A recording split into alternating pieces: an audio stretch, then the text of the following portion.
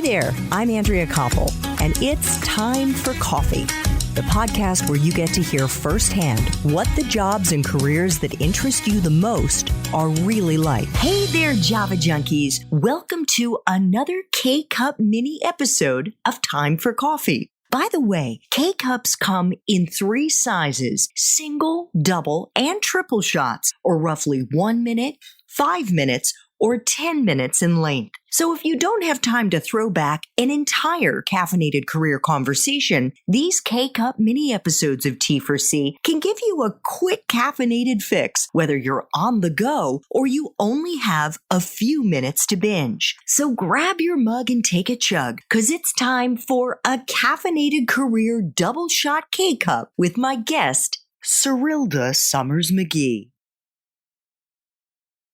If you could share a time, Serilda, you've already mentioned one, in your professional life when you struggled.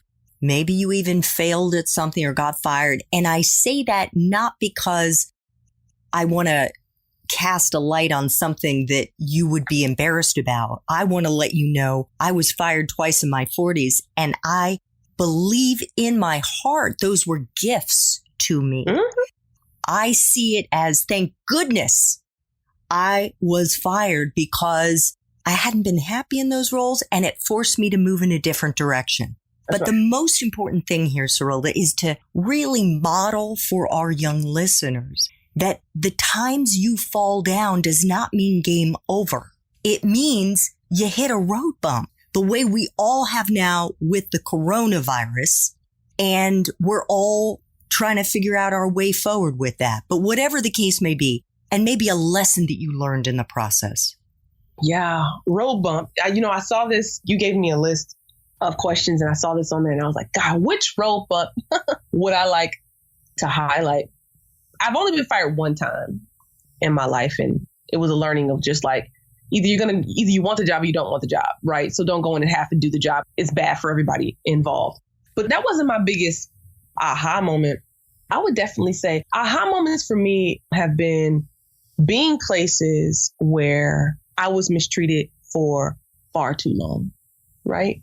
And I say this, everyone has a choice. Even as a young professional, you have a choice whether you stay or you go. And sometimes for me, growing up where I grew up, I would tell myself that, you just have to be strong. You have to power through, and it's always hard, and it won't always be great. And, you just stick it out. Don't be a punk. Don't be soft. Like, these are the kind of things that I would tell myself based on the environment that I came from. And you know what? It wasn't worth it. The amount of sleepless nights and the amount of psychological and spiritual distress that I experienced, especially in the later years, there were no trophies that I got after I endured horrible mistreatment for years and years before I decided, okay, I'm going to transition to this next. It's appropriate for me to transition now. I would definitely say my biggest learnings were, you don't have to be in a toxic environment in order to prove your value. You're just valuable because of who you are. That's my life lesson. That's the lesson that I learned several times. And I kept getting myself having moments where you don't just quit just because there's a bad day. But when you got like 190 bad, horrible days, like, why are you doing this to yourself? What is the prize on the other side of this very negative rainbow? And so those are the life lessons that I learned. Like, it probably took years off of my life. I've had several jobs. You listed many of them, but some of those universities were awful to Black people. They treated you like garbage. And it made me a better HR professional. It happened. Everything happens for a reason. I'm far better in my career as a result of having endured those things, but it's lessons learned. Yeah, you should have gotten out sooner. I should have.